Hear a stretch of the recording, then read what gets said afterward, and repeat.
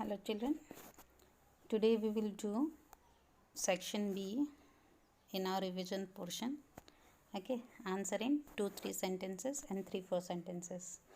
तो इस वीडियो में आंसर इन 2-3 sentences देखेंगे and after this video answer in 3-4 sentences in next video today also. First question, who introduced the subsidiary alliance in India? Who accepted this plan first? तो governor general Wellesley introduce the subsidiary alliance in India. Nizam of Hyderabad accepted this plan first. तो किसने subsidiary alliance किया introduce किया था? तो governor general ने, और governor general Wellesley ने, और हैदराबाद के निज़ाम ने इसे एक्सेप्ट किया था first. Which state were declared heirless and annexed by Dalhousie? These states were declared hairless and annexed by Dalhousie: Satara, Jodhpur, Jhansi, Sambalpur, Nagpur, Arcot, Tanjore, Karnataka etcetera. ठीक है, ये सारे स्टेट्स थे जिसके कोई वारसदार जो बोलते हैं वो नहीं थे, उत्तराधिकारी. तो इसे डलहौजी द्वारा हड़प लिया गया था. Now in whose time the railway, telegraph, post system etcetera started in India? तो ये सब डलहौजी के ही कार्यकाल में हुआ था, उसी के टेन्योर में हुआ था. The railway, telegraph, post system etcetera started in India in the time of governor general Dalhousie. Now next, when did the Britishers interfere in the administration of Punjab? When Ranjit Singh, the Maharaja of Punjab, died, Sikh quarrel for the legacy. Taking the benefit of this chance, Britishers interfered in the administration of Punjab. तो महाराजा रंजीत सिंह की death के बाद इन्होंने वहाँ के प्रशासन में interfere करना स्टार्ट कर दिया था. नेक्स्ट क्वेश्चंस देखेंगे. Who appointed collector first to collect revenue? तो Lord Cornwallis appointed the collector first to collect revenue. Next question, which order was passed in Agra by British government? That the order passed in Agra by British government was that every Indian had to salute Britishers. है ना, सभी को order दिया गया था Indians को कि आपको सैल्यूट करना है ब्रिटिशर्स को.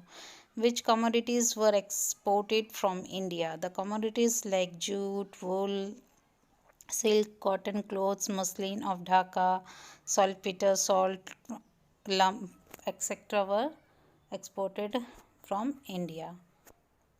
Question है, what have been said by the world historian about the economic progress of India? The world historian have said about the economic progress of India that till 18th century the production technique of India, its industry and organization, trade and commerce were unmatch. ठीक है, कि जो techniques थी, जो उनकी industries थी, organisations था, उसका कोई मेल नहीं था किसी पूरे विश्व में. मतलब इतना फला फूला अपना आर्थिक स्थिति थी, बट धीरे धीरे वो सब कुछ डिस्ट्रॉय होती चली गई. नेक्स्ट क्वेश्चंस हैं, give the name of natural disaster. So natural disasters are earthquake, volcanic eruption, tsunami, flood, drought, cyclone, landslide etcetera are natural disasters. Can the disasters mention in the unit be called geographical events? Why? Yes, the disaster given in this unit can be called geographical events.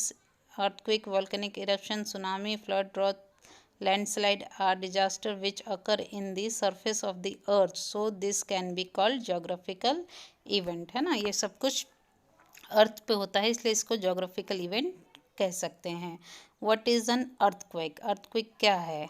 Due to the tectonic movements and pressure, weaker portion of the surface of the earth suddenly start shaking is called earthquake. जब tectonic plates आपस में टकराते हैं उसे earthquake कहा जाता है. What is meant by focus of an earthquake? The place of origin of the earthquake is called focus point. What is meant by epicenter of an earthquake? The nearest place from the focus of the surface of the earth is called epicenter. मतलब जहाँ से origin होता है उसके आजू बाजू का जो एरिया है उसे एपिसेंटर कहा जाता है.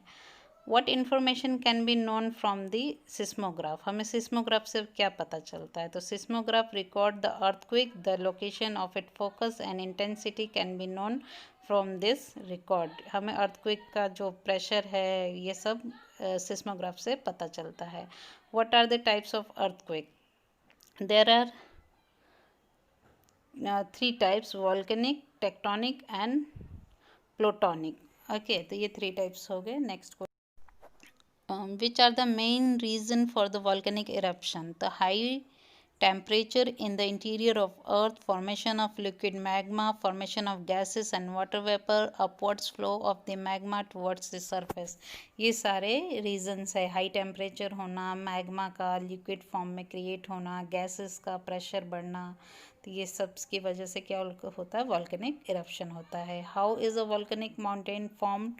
When a volcanic eruption takes place through a vent, the rock, debris, ash and lava are deposited around the vent and a hill with conical shape is formed. ठीक है कि वो टीले जैसा बन जाता है. जब उसको स्पेस नहीं मिलती है ना सही से बाहर निकलने के लिए, तो वो जब धीरे धीरे आता है तो वो थोड़ा थोड़ा करके फैलते हुआ एक माउंटेन का स्ट्रक्चर ले लेता है. With frequent eruption the hill taller and larger, then it is called volcanic mountain.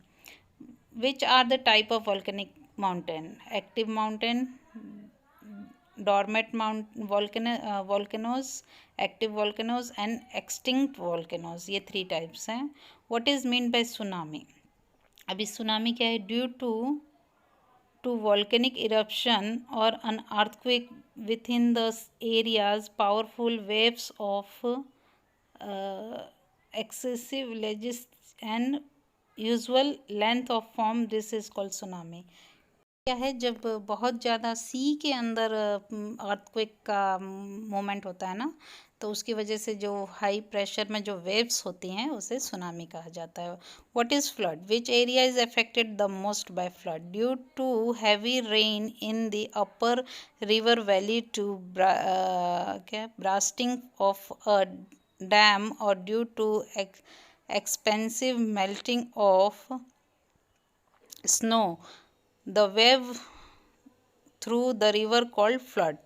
ठीक है कि जब ज़्यादा ही बारिश होती है और जब रिवर का जो वाटर है वो फ्लो करता है तो रेसिडेंशियल एरिया में या नॉर्मल सरफेस पर तो ये फ्लड होता है, बाढ़ आ जाती है. What is meant by drought? सूखा क्या है? अब in the rainy season, if there is no rain or if the rain is scanty, the condition arise due to this is called drought.